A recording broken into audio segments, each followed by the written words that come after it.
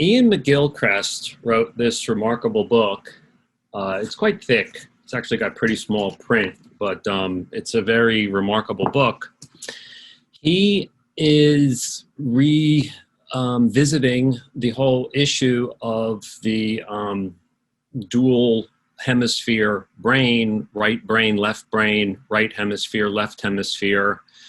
When I was, I don't know, in my 20s, people talked some about this. He's saying what people used to say is really quite off, and he's not repeating what people used to say, and that new science has greatly advanced and much more conclusively shown things about the different sorts of functionings and tasks and, if you like, domains or provinces of the left hemisphere and the right hemisphere. I was fortunate enough to come to learn about this work because my friend Brent Orrell at AEI invited me to participate in an event with McGilchrist. I got to meet him. I was absolutely fascinated with his work. Let me explain that I've written about knowledge and thinking and such, as well as things about the ontology of the soul and things like that. And for me, like, it all what I have thought mapped very nicely into what he was saying. I just didn't know to tag some things as left hemisphere and some things as right hemisphere. So what he was saying was actually very familiar to me. I just hadn't seen it in this form. I didn't know about that at all. So I was very excited. I kind of jumped all over this, and I developed a formulation I'm going to show you using a spiral. That's why I say think spiral in the title. And he embraced that. He endorsed that. And furthermore, then I wrote up a paper about the divided brain and classical liberalism, and he kindly provided a foreword to it. And it's a very favorable. I mean, it's, like, yeah, Klein's getting me right, and what he's saying about classical liberalism is provocative. We'll get to that or something. So anyway, and I've been emailing some with him. He's been very friendly. He seems like a brilliant and very important thinker. Okay. In all of this, it's important to keep in mind that little of brain activity is in fact conscious. Current estimates say certainly less than 5%, probably less than 1%. What does it even mean to say this part's conscious and this part's not? I guess you could kind of say that it's conscious if you can kind of tell me that, it happened or you thought it, or you can tell yourself that. But at any rate, the whole spirit of this is that there's an awful lot going on that you couldn't tell yourself about, you couldn't tell others about. And these, this fits in with Jonathan Haidt's stuff about the elephant and the rider and all this good stuff. So it's not that remarkable, but it's important to keep that in mind. Now, this is a saying you may have encountered. It's not in McGilchrist. Management is doing things right. Leadership is doing the right things.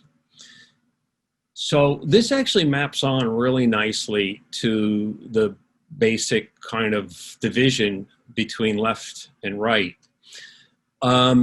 Management takes some kind of larger program or plan and then does it right. See, the plan is made up of particular steps, and it then does those things right to kind of go down the path that was planned or intended. Leadership is sort of setting the path, setting the program, doing the right thing, okay? And so this comes from Peter Drucker and others for sort of management and leadership, but it's a pretty nice fit. It's a little saying that might help you. So left brain is management, right brain or right hemisphere is leadership. this is reflected in the title. The master is the leader, kind of setting the program or plan, and then the emissary is sort of carrying out the things, the plan, kind of given to it by the right hemisphere. Now, okay, so that's I just said this here. Right is do the right thing, and that's the whole program, capital thing, and thing, sub I, is made up of a series of steps, little things that constitute altogether the plan of capital thing, also sub I. All right, so here it is. We're looking into Mary's face here. So Mary's right brain is in the image here on our left, and Mary's left brain is on our right. And so this, let's see if, yeah, I hope you can. So right brain, as it were, comes up with big thing, a program. This could be a course of study, a career path, you know, getting married, you know, a large thing that the right brain kind of embraces as meaningful, and wants to be part of Mary's selfhood. It's kind of a reaching upward and outward, this deciding of a thing, this determining or setting of a thing. And then this thing is made up of things, sub I, little things, sub I, the steps and so forth. And the left hemisphere then sort of works on those, you know, tasks and instruments and steps and so on. Now, in the course of doing this, Mary gains experience, and this, we hope, reawakens the right side to rethink thing. And so we have a spiral where once again, the right brain can kind of set capital thing. Now I plus one, this is, you know, a new loop in the spiral, which will change to some extent the whole set or constellation of things to be done, and so on. So this is sort of the basic dynamic here. Now, it's not as though there's just some brand new total rethinking and discontinuity here. As we gain experience and rethink thing, we don't necessarily, change thing all that much. It might be a refinement, a development, a qualification, a substitution. So in other words, thing here, thing I plus one, might greatly resemble thing I, but it is now a different concatenation or constellation of things. Okay, I'm accidentally moving this slide. Sorry, because I want to touch it here. So it's not about some grand recreation and, you know, being reborn every time you go around this spiral. In fact, continuity and history in the thing you are affirming and some basic central elements or qualities of that is very important to coherence in existence. But this is the basic thing. Now, you're seeing a two-dimensional graph or image, but I want you to think of it as three-dimensional. I want you to think of this spiral as you travel clockwise as actually going up, so coming out from the screen. And that is coming up in wisdom and virtue. It's a sort of betterment, you know, more good, wisdom and virtue. And so what's really important in this whole, one of the most important things in this using of the two hemispheres and the spiral construction is this sense of progression upward, which I call upward vitality. McGilchrist has a German word for it that he used and that I won't try to pronounce. you can see my paper or his book to see it. But the idea here is that it's the upward vitality that is so important to our moral well-being. It's not about just glomming onto a thing and saying, oh, I got my thing right and I know how to do it, and then just like applying that practice over and over again, kind of in a circle that doesn't go up. See, the spiral is different than a circle. A circle simply returns to the origin and starts again. A spiral is a progression. Each loop is different than the previous, and we hope higher in wisdom and virtue. And so this sense of upwards vitality is absolutely crucial, and it is the common element in shared humanity. No matter how accomplished you are, it is always incumbent on you to move upward. You know, you have learned how to do great things, things that other people haven't learned and maybe could scarcely learn.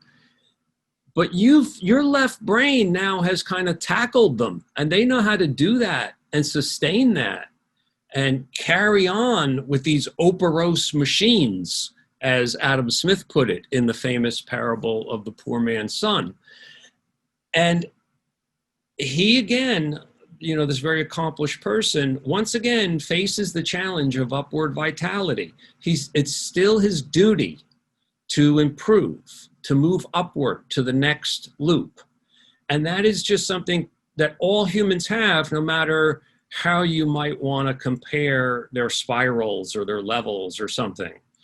Everyone within their own world has this duty of, and really happiness requirement, because we're not happy if we're not moving upward. That's the whole thing about the problem of this, the suppression and sort of,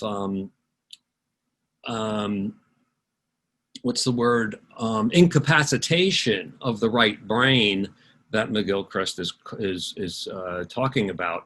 He thinks that our right brain rethinking is greatly incapacitated by things in our world today. And we face all sorts of unhappiness, frustrations, boredom, pain, denial because of that. Anyway, let me move on. Now, this is, again, my work, but it very much maps to him, and I show it in my paper. There's a whole scheme of sentiments here that you can map out. I had done this previously. I've refined it a bit, but like I said, I'd done this previously, but now I know how to tag it left and right. So where shall we begin? Let's start with the right hemisphere, because it kind of, you know, first starts with, I mean, we pick up a story, generally speaking, with the right hemisphere sort of deciding capital thing, a big thing. And so what are some of the sentiments associated with the right hemisphere here?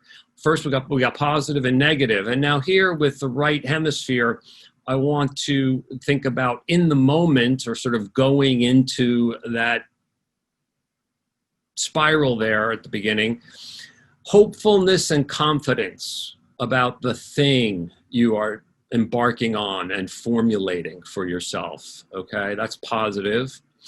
And then retrospectively, affirmation, like, yeah, I'm reaffirmed in that decision I made. I don't feel regret about it. Okay. And so once this thing is set, and then the left hemisphere, let's say, goes to work, positive for it would be satisfaction in carrying out these tasks, fulfillment. Okay. Okay. So what about the negative? Well, let's go from here to here. Let's say the left brain has all sorts of frustrations and disappointments in carrying things out. It might not go as expected. It might not succeed in you know, doing things right. Remember, it's management, doing things right. And so it faces frustration and disappointment.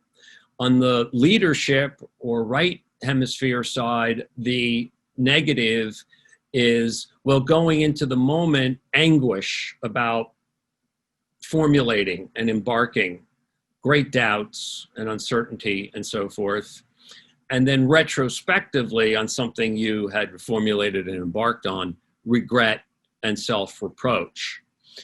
So this is a kind of scheme of sentiments that I think nicely fits and kind of fits the whole thing about doing things right versus doing the right thing, the different sentiments that work around the positive and negatives of that. We can come back to that if you like. All right, let's see if I can move this thing. I moved it too much. Here we go. So upward vitality, I've already spoken about a little bit. See, the reason we constantly face this challenge, or one way to think about why we constantly face this challenge, is kind of captured in this, I think, really great La Rochefoucauld maxim: virtues are swallowed up by self-interest as rivers are lost in the sea. It might be a real sense of magnanimity that leads you to embark on some capital thing, and a real virtuous kind of thing, a courage, perhaps, a generosity, whatever it may be. But the thing is that once you kind of make that your program and your left hemisphere kind of gets to work on habituating itself and you to doing the things, those things become like what you do and who you are. They're now part of your reputation and your prudence. They're what you do, right? And so there's the virtue of it in the diachronic experience kind of gets swallowed up by self-interest, you see? And this, I think, is the nature and kind of the paradox of morality, is that we constantly have to rediscover this upward vitality. Virtues are swallowed up by self-interest as we kind of regularize our practice of what the virtues set up for us, you could say. In my paper, I addressed the question, okay, listen, this is really confusing. So you showed us, Mary's face, as it were, before, with the left and the right. And so what is what here? Who is Mary? I mean, he says master and the emissary. So is he telling us that the master, the right hemisphere, is the true Mary, and the left hemisphere is simply sort of Mary's agent, under Mary, subordinate to Mary? The answer is no. First of all, he says that each of these hemispheres can have their own will, which I think makes sense. Also, it's not as though there's actually, first of all, there's not like, this total division and demarcation between the two. They share a lot. They share a lot below them, like the brainstem and the nervous system and the nerves in the body and so on. Also, there's also the thing in the middle, the corpus callosum, that kind of regulates something between the two hemispheres. So the talk of hemispheres in the brain, first of all, is somewhat misleading. We think of like the northern hemisphere and the southern hemisphere of the globe, and they're disjoint, and together they make up the entire globe. Neither of those properties actually are true for the right hemisphere of the brain and the left hemisphere. They're neither, in some sense, they're not really even disjoint. And furthermore, they don't make up the totality of the brain or the nervous system and so on. So the point here is this. Mary is not the right hemisphere. She's not just sort of I would say she's not even sort of the spiral I showed you with the both hemispheres interacting through time. It's more like, and then I also wouldn't say that she is something above, like the soul above the spiral.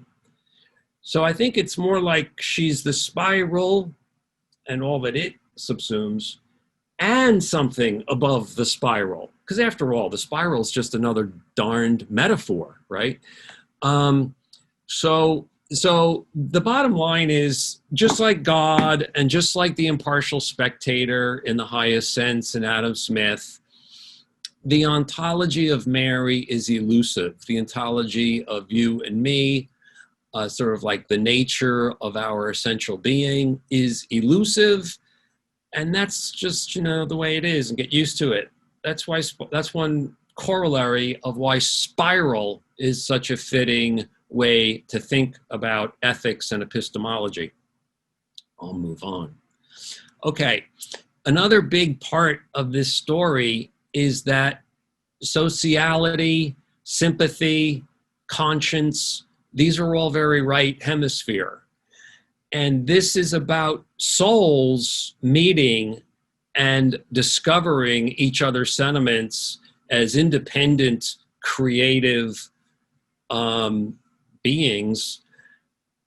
So nobody's mind and interpretations of the world and sentiments about the world neatly fit your left hemisphere slots and tasks and instruments.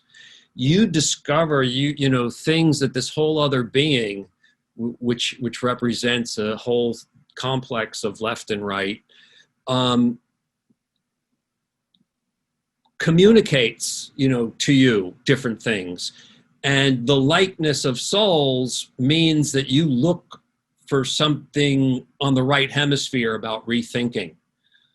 So the whole sort of social experience side of life and the vitality side of life is right hemisphere. It goes on about that, and it fits really nicely a lot in Adam Smith. Now, he does not go back and talk about the primeval or ancestral band. 10,000 BC or so, your ancestors, my ancestors, everybody's ancestors were pretty much in the small band. Not tribe, people, band. We are band man. Tribe comes later. Our genes are still band. And Hayek's thesis about politics is about band, actually, not tribe. Not that tribe is so necessarily so different than band, but tribe is more developed than band and comes later. So anyway, in the band, the right hemisphere really, got a lot of activity, had a lot of vibrancy. You had, let's say, 40, 50 people who were the whole. I mean, outside of that band, nothing else, nobody else mattered. They were strangers or enemies, generally speaking. I'm not denying, as Matt Ridley will tell you, people traded sometimes and so on. But basically, your band is sort of like your humankind, as it were. And and kind of understand in a very imminent, present, visible way how it's doing, what its challenges are. And the right hemisphere constantly kind of is seeing and considering what to do in light of what's going on for the good of the whole. Everybody is in some sense involved in governance, if you want to call it that. I think of it actually more as a voluntary organization. I don't think the alpha male is a tyrant or a jural superior, really. He's more like the leader of a motorcycle gang. Got to remember, in this world, anybody could kill anybody. I mean, all you got to do in the middle of the night is come over and smash the guy's head in with a rock. So it's very consensus oriented, actually. So the point is that right hemisphere was like very alive and activated this way. And as Adam Smith says, he's great on this, by the way, everybody was a sort of statesman and a warrior. Anyway, once society develops, even though our genes haven't much, although we are now much more lactose tolerant, we got all this hierarchy, with agriculture, settled society, tribes, nations, nation states, and forward into modern times.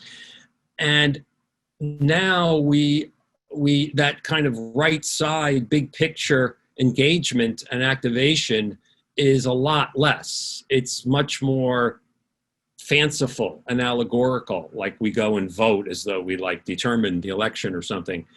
And so he's got this story about the left hemisphere kind of taking over I think everything he says fits how I would lay it all into an even longer story going back to 10,000 BC. But he's got a whole big story focused particularly on, let's say, the last 300 or 400 years. Yeah, I guess you could say maybe from about 1700, about the left brain kind of taking over and creating its own systems that kind of run amok, frankly, and then suppress and kind of deactivate and even usurp the right brain. And so he says, and I go through this in my paper, so the left hemisphere sort of starts to assert that its systems and methods, this is a lot like Adam Smith's Man of System, by the way, are sort of reality and are what really count and matter. And the left hemisphere kind of perpetuates this and replicates itself in the culture then that sustains it, and so on. Okay. Yeah, it makes a world that it's kind of like the Matrix. I think he even refers to the Matrix, the movie The Matrix, where the left hemisphere, kind of creates an environment that reinforces its meaningfulness and way of doing things and way of seeing things, and protects it from the threat of the rethinking. Remember around that spiral, you come to the rethinking back on the right hemisphere and challenge. You see, the more the left hemisphere digs in this way, in a way, the more fragile and vulnerable it becomes to criticism, because it's in denial about some of its larger significance and whether it's really serving the good of the whole. So it may tend then to want to stifle and gag any critics, shut down free speech, cancel culture, and so on. Okay. And so there's a whole societal peril here, as McGilchrist sees it, this kind of tyranny of the left hemisphere in its various manifestations. Okay. So on the political side of this, which is a large part of my paper, I don't want to get into too much. I want to try to be brief. Let me say that I think McGilchrist is eclectic. I don't know quite what to say. Some of the passages in the book, which I show, sound somewhat lefty, complaining about the Industrial Revolution or capitalism and so on. On the other hand, some of them sound and resonate very classical liberal, or you might say kind of like small government conservative. And I'll just try to be brief about this, but somewhat in my own terms first. I think that, the issue here is the governmentalization. I just want to kind of frame it as the governmentalization of social affairs. There's attitudes and political orientations that are more pro-governmentalization, even if they don't think of themselves that way or don't fess up to it. Particularly the left, I consider sort of governmentalization, the tendency towards governmentalization, as an essential feature of leftism. That's not to say that they alone have that tendency, but they certainly have it. I kind of think of the world as the left and the non-left, along the lines of Steven Pinker's left pole. So there's sort of the governmentalization versus the less governmentalization, a more classical liberal kind of. So those broad kind of contrasts are what I'm thinking. And so on the less governmentalization, or Adam Smith's the liberal plan of liberty, equality, and justice, allowing every man to pursue his own interest his own way, let me just briefly say that I think this is, look, we do live in the modern world, and in some sense we are out of our natural environment, which is still the band life. But you can't put the toothpaste back in the tube, get used to it. We gotta manage. We need therapists like Adam Smith to just naturalize the situation for us. And so I'm not going to say that this is like some wonderful, blissful, perfect solution to modernity, but it's better than the alternative. It's better, we got basically two ways: more governmentalization and less governmentalization. I'm for less governmentalization. And here are some of the arguments I'd make. In social affairs based on voluntary interaction, voluntary participation, voluntary financing, and with the assurance that no one's going to come, particularly the government, is going to come and stop you from doing things and shut you up and give you trouble for doing voluntary things. There's just much more open communication. There's much more openness and candor, as Adam Smith put it, which makes for much more lovely communication and interaction in the first place, but also actually shares the true sentiments of the people involved, and just leads to, first of all, a lovelier experience, but also, number two here, correction mechanisms, that we actually get better correction, we get better feedback. He says that what's needed is negative feedback, kind of going around the spiral for the rethinking, and that this is exactly what the left hemisphere doesn't like and resists and tries to suppress. But this is exactly what, voluntarism encourages and is based on. If people don't like what you're doing, they say so, they might frown, they might complain. Albert Hirschman talked about exit and voice. Both of these are strong arguments for liberty. Hirschman got this very wrong, by the way. He was quite left-wing. He kind of acted like there's exit and then there's voice, which is, should be politics or something, or something to that effect. And then of course there's the negative feedback of exit, right? Of buying an abstention from buying, as Mises often put it. I love that expression, buying an abstention from buying, B and A from B. It's really not much more to it than that, folks. So the correction mechanisms and feedback are very important. Everything that matters to the voluntary participant can be communicated and be the basis of the voluntary choice. It's not some particular check boxes, aspects, qualities that, someone says you have to fulfill. It's not certain measured outputs. It's the whole experience to the voluntary participant. And that means discovering subtler elements and everything else. And if they don't like it, even if they can't articulate it, they can withdraw that voluntary participation and support. There's the whole question here. Well, we know that freedom unleashes great bustle, right? Creative destruction and turmoil. You could say tumult. This is, I think, one of the reasons, people turned against it.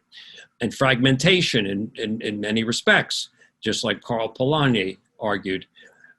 But, people can also just make their balance between the bustle and tranquility. Like James Buchanan said, you can decide to go, grow potatoes on your farm. I mean, you'll be wealthier, you'll be secure in your property, and everybody does that. They make a home from market.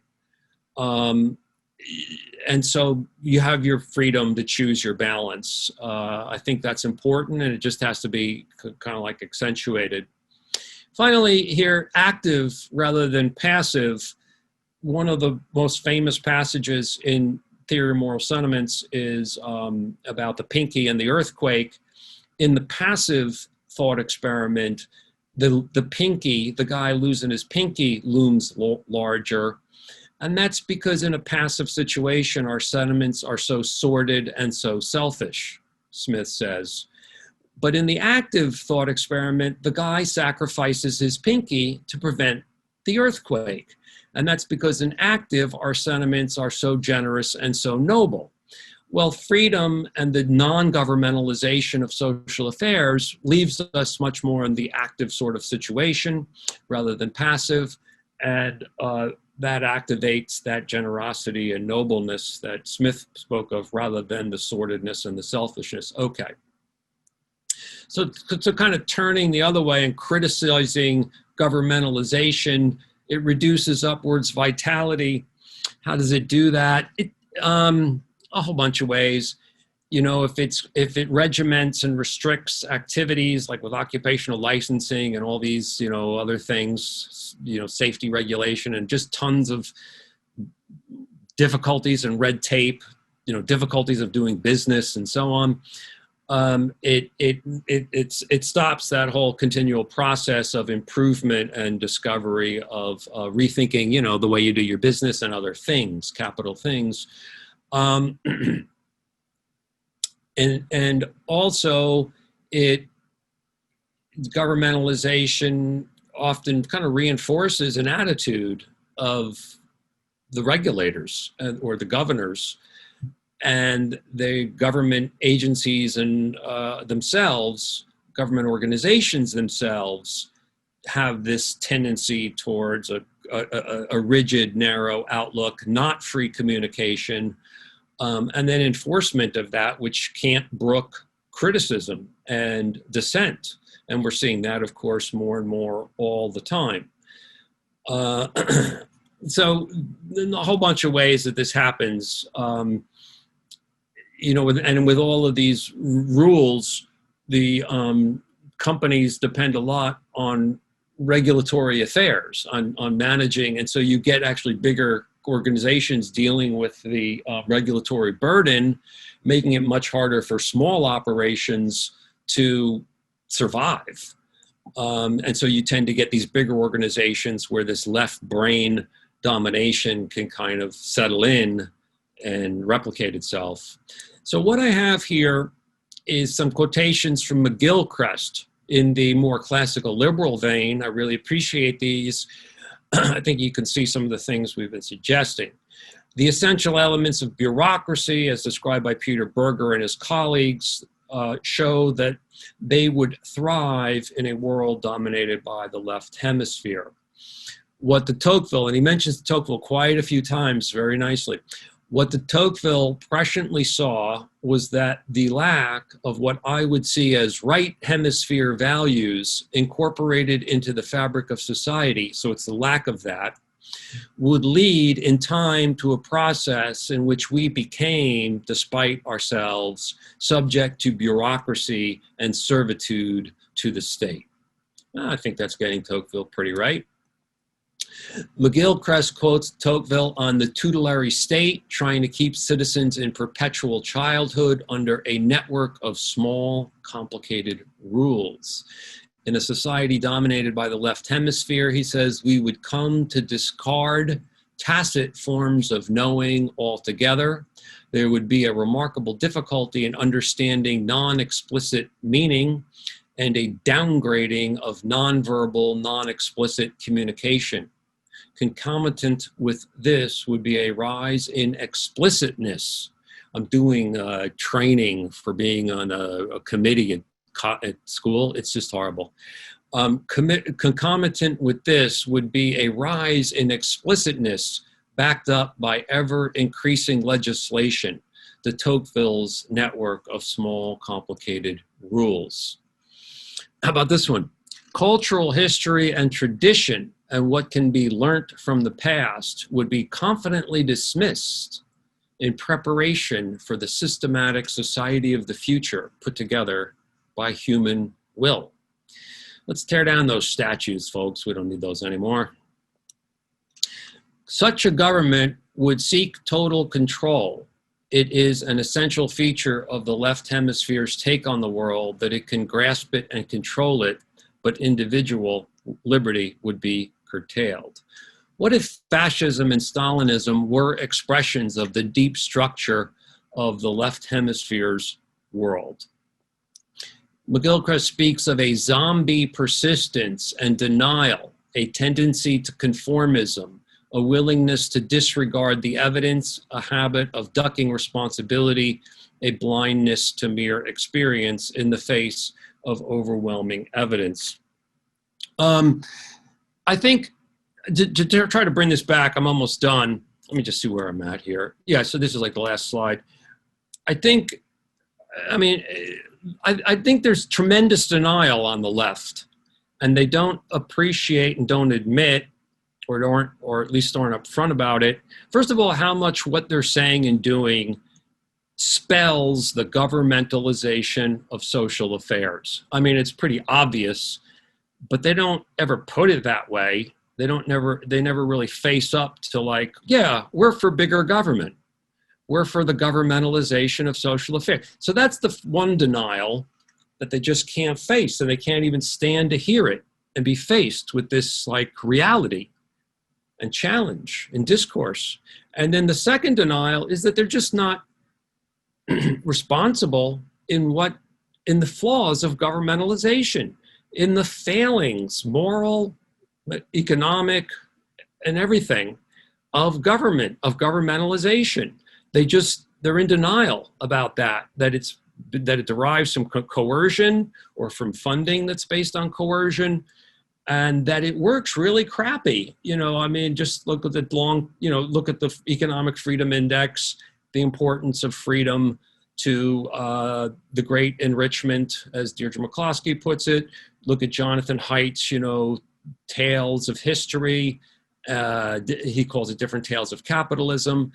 And they're just like in denial about those strong evidentiary arguments, okay? So it's like very much, I think, an accurate diagnosis. And so again, I'm very pro-spiral, and McGilchrist liked my spiral way of doing this. I've been pushing spiral in a number of things now, and I'm continuing to push it. I think it's an important way to recover what Adam Smith and others, like other buddies of his, like Hume, and I would say Burke, are like and about. I think that classical liberalism actually kind of lost something important here after Smith's death, or maybe you could say after Burke's death in 1797. And so I really encourage you to explore the spiral stuff. I've written some other stuff on it if you wanna like see what else I'm talking about. All righty, so I'll stop sharing screen and we'll be delighted to take any questions. Josh? Thank you so much for the talk. And we've already got one question from Brad Jackson. All right, Brad. Hi, Dan. Thank you for that talk. That was, as always, extremely interesting and very provocative. A lot to think about there. I just want to let Josh know this question will have no bearing to what I typed you before, because I have a new question now. So as you're talking about how left brain thinking has sort of taken over contemporary society, I was immediately put in mind of Heidegger's work and the question concerning technology, where he talks about the enframing effect of technology and how it tends to kind of create a world around us that drives our thinking and being sort of in the manner of a tail wagging a dog, right? Like, we have created this whole world, right, through kind of thinking and through a kind of a quasi-poetic desire to mold our environment. And yet, once molded, the environment surrounds us and starts affecting us more than we affect it,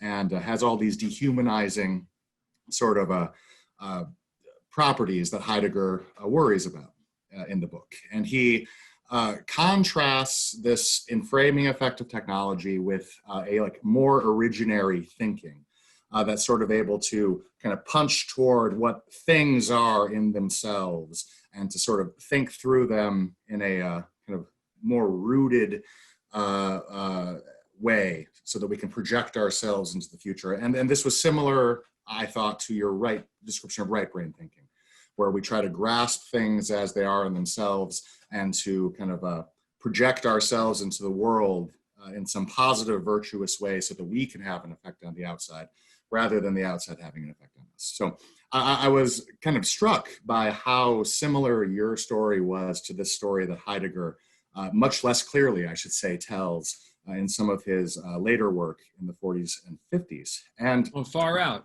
But that concerns me. And it concerns me because Heidegger is, this is a very romantic position. It's an anti-modern position. And it's ultimately, for him, an illiberal one. And so I wonder how you might deal with someone who would say, yes, Klein, you're completely right. And that's why we need to smash the managerial elite. This is why we need to reinstate the importance of the small community so that we can learn again to project ourselves into the world rather than letting the world tell us what to do. We should exercise something like this Benedict option and learn again how to be part of the band. So what distinguishes your position from like that position, which I find quite troubling? Great. I haven't read the Heidegger. Maybe you can tell me more specifically and afterward which works. The expression of enframing I find very interesting and fitting. It's sort of setting an interpretation, setting things into a frame, which then the left hemisphere gets to work on within, it's kind of reduces knowledge to information within a frame. Whereas knowledge actually is much richer than just information. By the way, there's a terrible tendency in economics to flatten knowledge down to information, and it makes a lot of economists very stupid. So yeah, no, that makes a lot of sense. And then he goes wrong on politics. Hey, what do you know? It happens to the best of them. It happens. I just can't believe how much this happens. And, all I can say is I think if you got down to it, you'd see again that he's in denial about what how government works and what he's actually proposing. How is he going to bring about these small communities? How does he imagine us getting back to the band? It's kind of like the Rousseauian type delusion. And what can I say? We got to ask those people to come around already. I don't know what else to say to the left except please, please, please. I don't know that he's the left. I mean, but if he's a governmentalist, well, he's whatever you want to call him, a governmentalizer. He's for governmentalization, even if he doesn't admit it or even think of it himself that way. But yeah, no, it's interesting, Brad. I appreciate it. A lot of the sort of guys who, in some sense, appreciate the richness of knowledge, asymmetric interpretation, not asymmetric information, asymmetric interpretation, and kind of maybe relate to postmodernism, non-foundationalism, and so forth. I find in many of those respects very insightful and agreeable. But so many of them then just blow it on politics and morals just because they're in denial. Basically, I don't know what to say. I don't get it. I just don't understand. I mean, as much as we human beings are alike and all, and we can sympathize, I kind of don't know what the heck is going wrong. Thank you. I appreciate that. Sure. I have another question on how you would position yourself. Is the talk about the band and even differentiating it from the tribe was really fascinating. Is it also very similar to James Scott's seeing like a state in the way that the state really tries to impose a lot of regimentation and even devising a lot of basically ways to systematize things to extract rents through, all kinds of things like weights and measures, and even like many of the accounting practices he outlines are ways for the state to be able to operationalize its functions. And he just goes through like an anthropological assessment of this. Is that similar to what you're saying, or are there differences in the thought between you two? I, of course, know about Scott, but I can't say that I'm super familiar with, I'm not even sure if I own any of his books, but I'm sure you could relate it and kind of try to fit it in just the ways that, I'm fitting in McGilchrist in a sense, in terms of also a political kind of mapping here for the whole right-left hemisphere stuff. And we were just doing for Heidegger. So I'm sure Scott too, you can think, and I'm sure that some of his criticisms about seeing like a state do sound just like what you're suggesting, that it's a kind of left brain enframing to use the Heidegger term that Brad just brought up, without question, it's the same kind of phenomenon, I'm sure. I don't know, if Scott gets this really right, though, either. I mean, he might, again, be sort of delusional about, oh, gee, what we need to is get back to something genuine, as though we can recapture the band. We can't, folks. We can't put the toothpaste back in the tube. I'm not even sure we would want to if we could, really. And so I'm not, I never really quite figured out where he was politically. I never got the feeling that he was a really sensible classical liberal, as I would, put things. Maybe someone else can inform us about that. So I just can't say more than that, Josh. Could you say more about how this book, or this rather line of thinking, is similar to some of the arguments that you make in Knowledge and Coordination? I know one being that you have the allegory of the spiral, and in Knowledge and Coordination, you have the allegory of joy. So it seems like you're in a similar vein that way. But do you have any other ways in which this is informed or possibly even changed some of your arguments in that book? Yeah, let me speak briefly to that. Of course, people watching this video wouldn't know about that book, but so I don't want to dwell on it too much. But when I said that I had done stuff that I could then see how to tag it left and right and fit it in exactly to I mean the stuff in that book. And that little matrix I gave of the sentiments, there's something very close to that in Knowledge and Coordination. The whole deep self discussion I give in Knowledge and Coordination with the A brain, the B brain, the C brain. See, I didn't say left and right. And so, each spiral I would perhaps be, or each new return to the right hemisphere might be like, again, that kind of getting signals internally. And, all this relates to, the asymmetric interpretation idea has a number of manifestations. One that Brad, of course, will appreciate is esotericism. Another that all of our Austrians in the audience, and I was trained in Kerzner's program, is entrepreneurship and epiphany, the discovery of the reseeing of, reinterpreting the world, as it were, to see opportunity for gain. Another is humor. Humor, I believe, is essentially based on or involves asymmetric interpretation. Regret, which we mentioned, and which relates to error, which I see as sort of the inverse of entrepreneurial epiphany. And there's other things. There's some other key concepts. So we have esotericism, entrepreneurial discovery, humor, regret, this whole idea of upward vitality, I would include in that.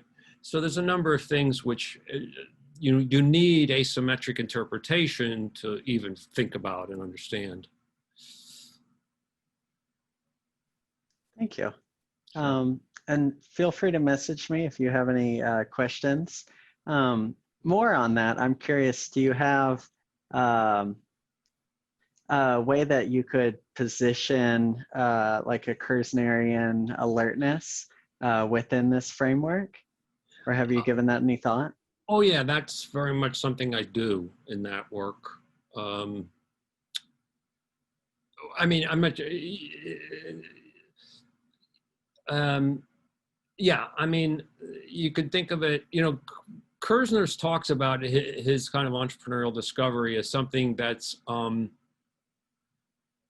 purposive but not deliberate. I think that's the way he puts it, or maybe he puts it as motivated but not deliberate.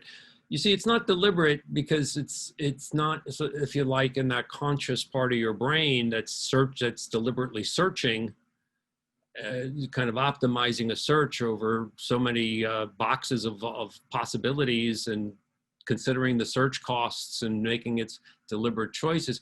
It's in some sense coming from another part of the mind or the brain, which then, because there's divided knowledge, right? They don't communicate perfectly or easily or whatever, which then somehow sends certain signals which you might, which you, as it were, might be alert to, might pick up or might not.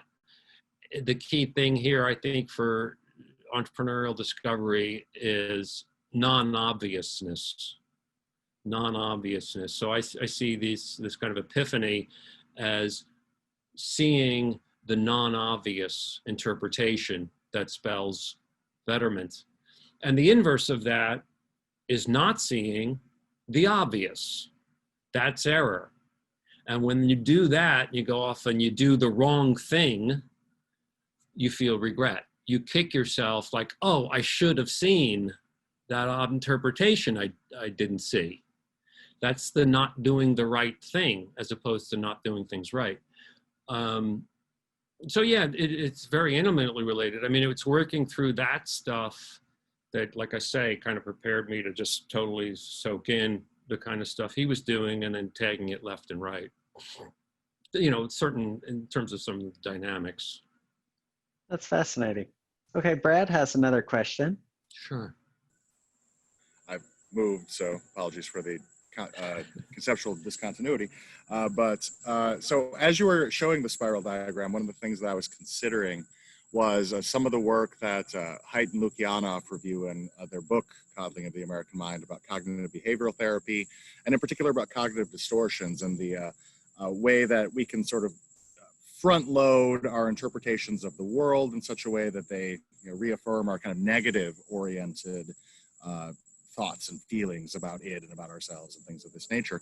And so my initial question, my first question listening to you was about the kind of z-axis orientation on the spiral and what causes it to be, going up rather than spiraling downward into like despair and depression, things like that. And you gave a very interesting and compelling story about how the left brain takeover kind of causes that negative orientation. I think there's certainly something to that, but I wonder also, looking at some of the work that Lukianoff and Haidt do, if there can just be a badly managed right brain activity, right? If I have the wrong ideas about what thing means, right, and I get the wrong lessons from my experiences when I'm rethinking, like can't right-brained activity all by itself, sort of through, say, toxic ideology, or through just the way in which depression affects the way that we interpret the world, right? Can you talk a bit about the alternate hypotheses that are available for explaining that z-axis orientation,